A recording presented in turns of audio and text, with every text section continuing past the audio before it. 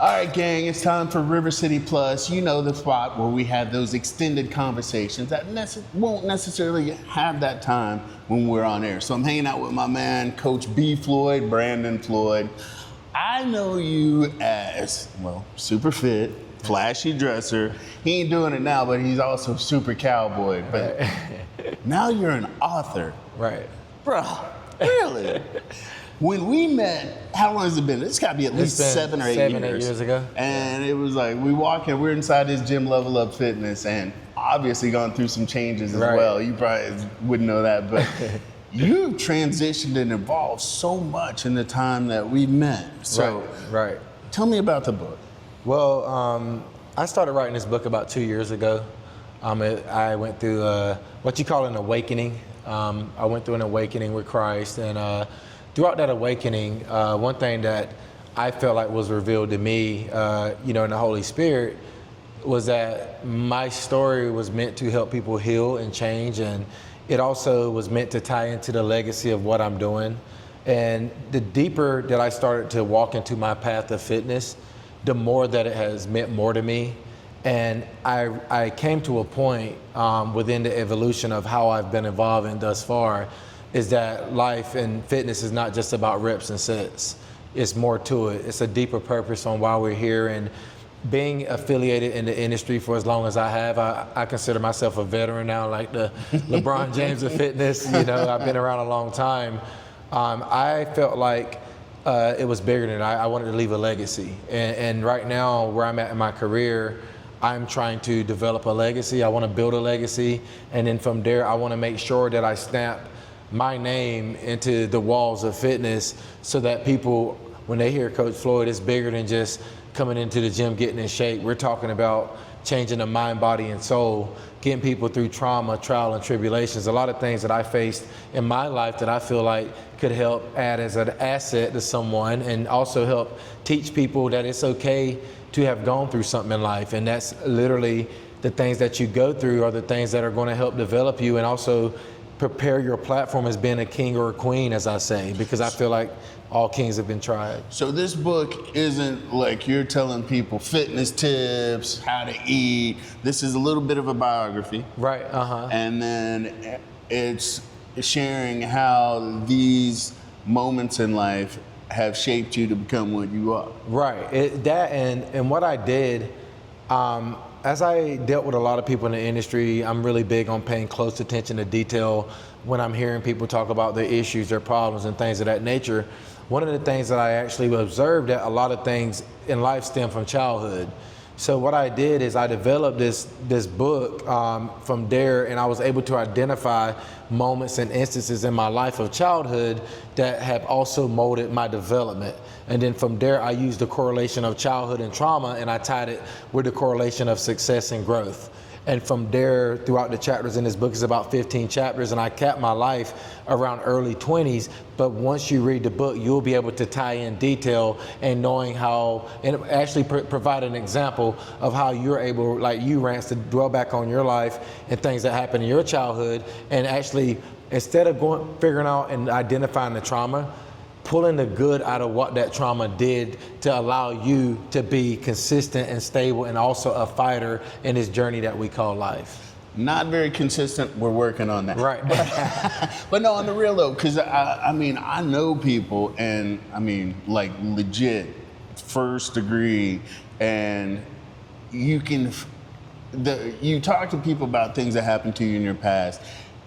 Some people just will not let that go. Right. That defines them. You could be 20 years down the line, 30 years removed, and they're still holding on to that. So what you're trying to say in this book is, all right, this happened, but this doesn't define who I am in the negative sense. Right. Where you're able to actually find a sense of fight about yourself, and I think that purpose builds fight. And I think that by me identifying that, it will help others be able to correlate that in their lives, so that we can also give them fight, give them the concept of what believing and conquering is all about. Now, I haven't really had a chance to go through the book. No picture. Oh, there are a few pictures. There are pictures in the book. Is this you? Yeah, that was high school, 18 years old. Actually, you know what? I was looking for fat kid pictures. I mean, you might have been not where you are now, but you were in the I got fat kid pictures. And, So you know, on the back of the book, on the front of the book, you'll see a lot of childhood pictures. But there's no fat kid pictures. But there's no fat I'm kid looking for pictures, that where you. Believe it or not, I was not fat. I actually had a lot of health issues, and I talk about that really? in the book. And I had my bad. I had seizures, so I'm going into the book, right? So I had very intense seizures as a child. No. And so for a long time, I was actually very small and puny. Throughout my life, I was really weak. I had a bad nervous system, and so I talk about that and how I was able to overcome that. And it wasn't medicine at all. But mind you, this is the mind, body, and soul and holistic approach of what I'm talking about. So that's like the story of Captain America. You remember when he was all little and scrawny, right? But he's done it the natural way. So I'm sorry about the fat kid jokes, but so he was a skinny kid, and he's turned into this machine. Now, people might not. This book is actually going to help a lot of people really understand you, because, like I said, I was joking about that. Especially understanding me as a coach. Yeah. And that's why I love for my clients to read it, because they're like, God, Coach B is so relentless. Or if you see me on social media, you're like, oh God, that guy is crazy. But you want to understand, like, where's that fire coming from? Or they say, how do you have so much energy every day? Or how are you able to do this consistently? I think when people do read that book, they can understand me. So now when I'm in them or I'm on them or I'm giving them those extra miles to go, they know that you can go those miles because they understand me and why their miles are so important to me.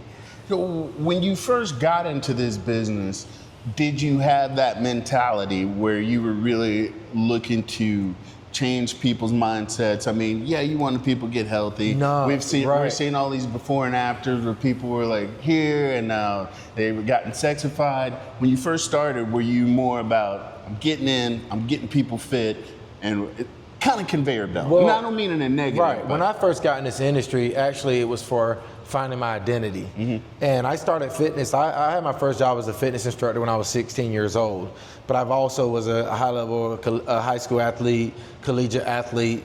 And when I stopped pursuing football, I had to figure out where my next passion was at. Although I had the experience in the industry since I was 16, I didn't identify that as being, okay, this is my legacy. So when I got in that industry, that is when football was done, and I had to figure out and I had to search deep to find, okay, what can I do now to be great? Mm-hmm. And I was always into fitness per se, but I never imagined that the magnitude that I would run with it and actually helping people. My vision was just to have a cool gym, blah, blah, blah. But when I really got into this industry and I was able to identify that was my purpose. My purpose was just to get into the industry, to do something that I love to do, to offset the trauma and what I went through when football was up. Because a lot of athletes from a high school to a collegiate to a professional level, once the game is done, they also are done mentally. Mm-hmm. So I did it to kind of tap into another way of life. And I didn't know during that time frame that God was going to take it and attach it to me and push me as far as he has done so far in this industry.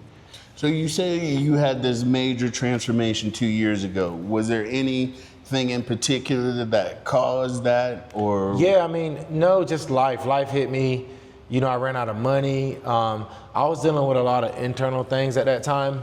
And when I was dealing with those internal things, the first thing I started to do, just like most people when your back is against the wall, that's when we really start to turn to God.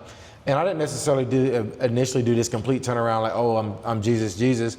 But I started taking one step at a time and really talking to God here and there, becoming a better person internally, starting to kind of read the Bible here and there, identifying myself, surrounding myself with others that were into, the mind, body, and soul and into Christ and things of that nature. And that's what really streamlined that journey for me. And it really, once I had that awakening, it was after I don't know if you went to my birthday party that year. It was about 2 or 3 years ago, and I threw this crazy birthday party here at the gym. And I was here 2 years ago. I think. Was it the one? And I had to step and repeat outside the red carpet. No, I missed that one. You missed that one. That was the big one. I was here 3 years ago, which was still a bop. And that party was just crazy. But I remember during the time of that, I was dealing with a lot, but I was also getting closer to God. And I remember when I was at that party, it just felt like there was something talking to me the whole entire time.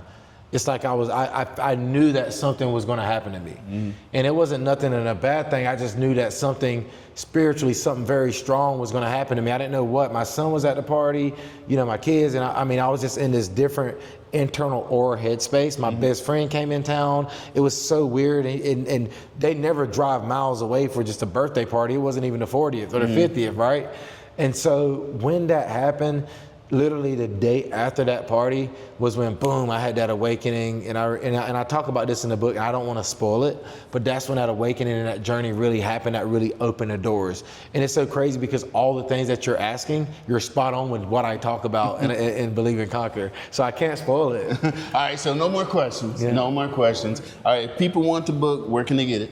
You can go to Amazon.com, Believe and Conquer. You look up the word in the search bar, Believe and Conquer. Actually, I have over 20, 30 reviews. I've only had the book out probably for 4 to 5 weeks. A lot of people have bought it, a lot of great feedback. But if you go to Amazon.com, you put Believe and Conquer in the search bar, it comes right up. You can purchase the book. There's paperback, hardback, ebook, and I also have copies here at the gym at Level Up Fitness Jacks, 311 10th Avenue North. Everybody knows where I'm at. Or if you need to call me, remember 904 Fitness. It goes straight to my phone. Are we putting up any affirmations up on the socials? Yeah, I have been putting things on the social too.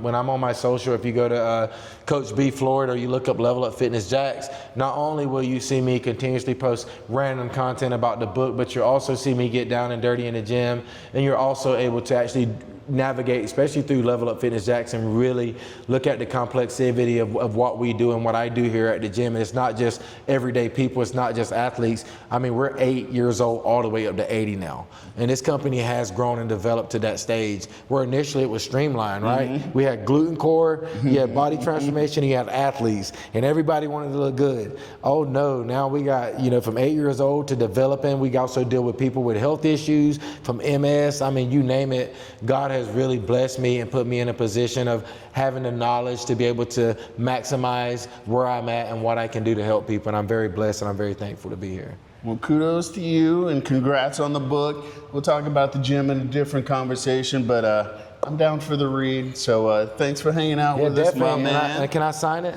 Well, sure. Rance don't know I bought the ink pen, so let me sign it. My handwriting isn't great, but I'm gonna make it sound sweet. Well, no signature is supposed to be like great, because then people are like, well, who is that? And you're like, well, if you can't read the signature, you don't know. Right. But wait, he doesn't need a new ink pen. I'm just messing. That's what we do. That's what we do. We've been doing that for years. So, and I got to tell you this. The last time I saw Rance was at Beach Walk. He went to my neighborhood. I think we hopped on my golf cart that day. I took him up to eat at the neighborhood, and I had to grab 2 seats and sit him on it because you were probably 40 pounds heavier then. I was. And I don't know what you have done or what you're doing, but even if you're not doing it now, get back on what you were doing because you are looking very good. He's done a great job. And I have to tell you that Rance Adams has always supported me. I'm very thankful for he and I'm Chris Porter and guys like you guys that are in this community that just reach out to small businesses and just make your presence felt. And you always doing things for others, but thank you, Rance. All right, you're awesome. Anytime I can, I will. So you guys, definitely. support your locals. Get your book. You don't get it signed. You got to pay extra for the signature. Yeah. I got credit established. I'm good. Venmo me.